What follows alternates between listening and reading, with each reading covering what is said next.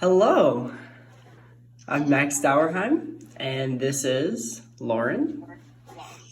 Do you want my title? Yes. So my title now is Director of Community Services and the Director of the Cayuga County Community Mental Health Center. Previous to that, I was a therapist here for about 9 years. What kind of setting do you normally work in? So this is a community mental health center that's run by the county. So it's run by Cayuga County. It is overseen by the Office of Mental Health. It's called an Article 31 clinic. It's an outpatient clinic where we provide individual therapy, group therapy, family therapy, couples therapy, as well as psychiatry. So we have a number of providers that provide medication assessment and management as well. We also have some care managers that work along with some of our more, that have a more persistent mental illness. And we are what's called an open access clinic. So there are no wait lists for services here. We don't make intake appointments for people. They are told to walk in between our walk-in hours, which are 8:30 in the morning to 3:30 in the afternoon.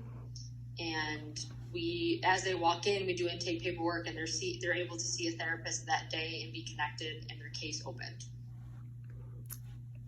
And what would that look like if someone were to just walk into your office?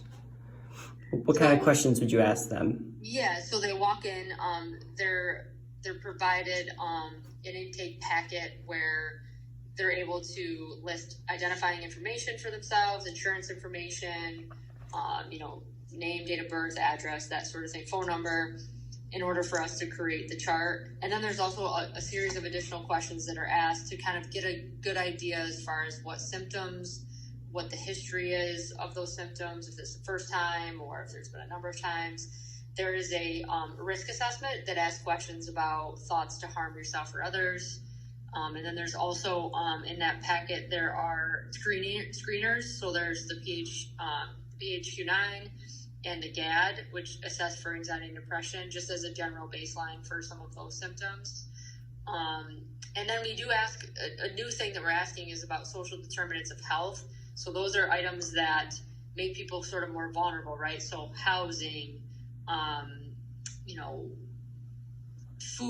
food, shelter, like all of those basic needs, and if those are being met, or if they're transportation, if those are things that are barriers to getting to treatment or to staying in treatment.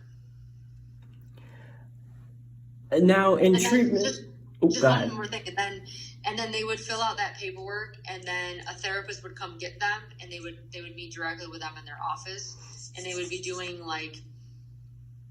they'd be asking questions as part of the comprehensive assessment, but to really figure out what's going on right now and what brought them in.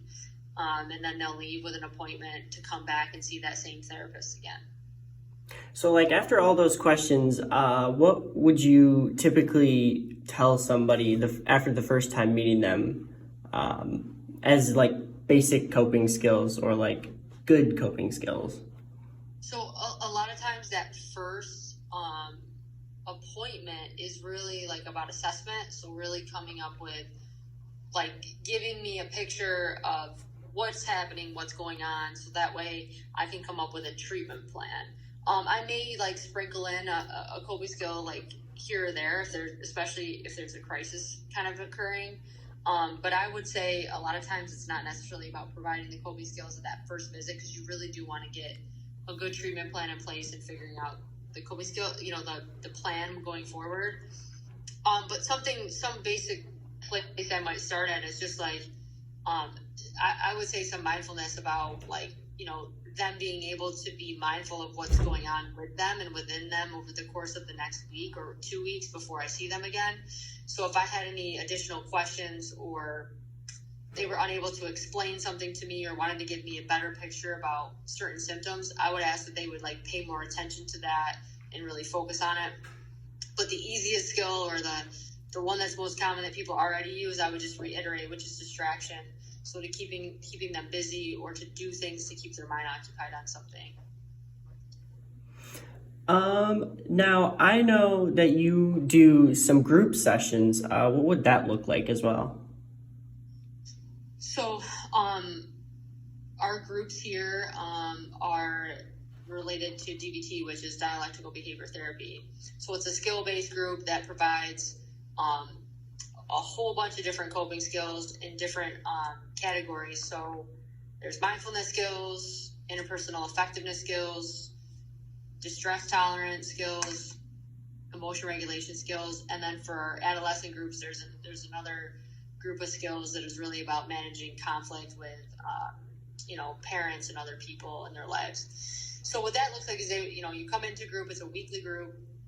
There's an orientation to group with group rules about respecting the people that are there, and just basic rules, nothing too wild to follow.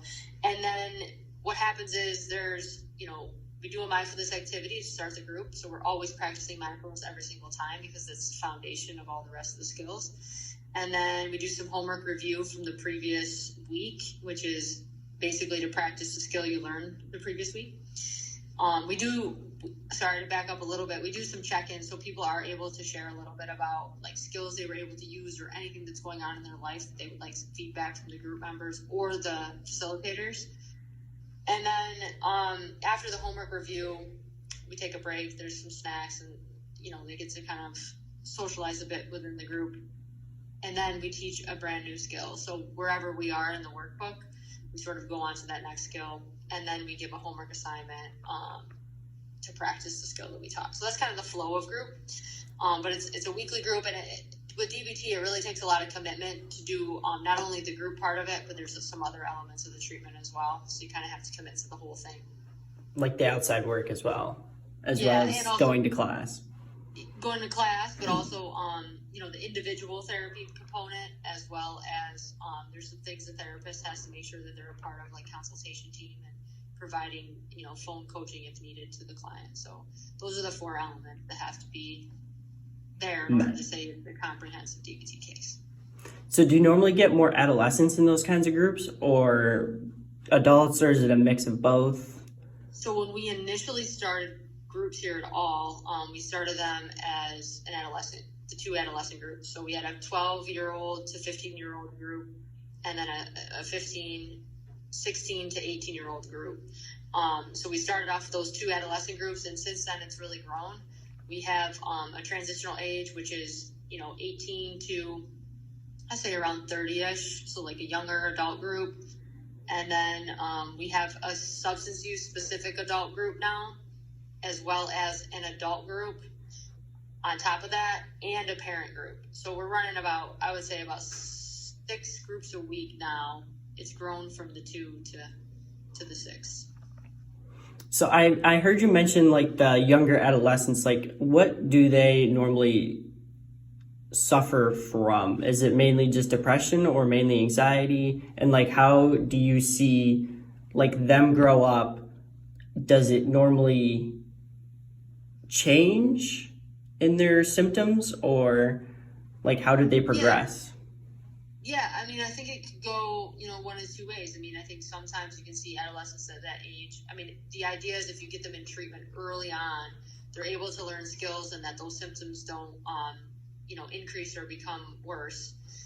And yeah, I think it's a lot of anxiety. I think it's like, focus, attention, in that younger group as well. I think across the board with adolescents, I think it's a lot of interpersonal stuff. So, the peer relationships, how do you manage, maybe the best interactions with your peers or at school, and kind of figuring out how to navigate that. I think that's a big part of, both adolescent groups, especially the younger one, because I don't believe that they have the experience to be able to navigate those as well. Okay. Thank you so much. I hope you enjoy the rest of your day. Thanks.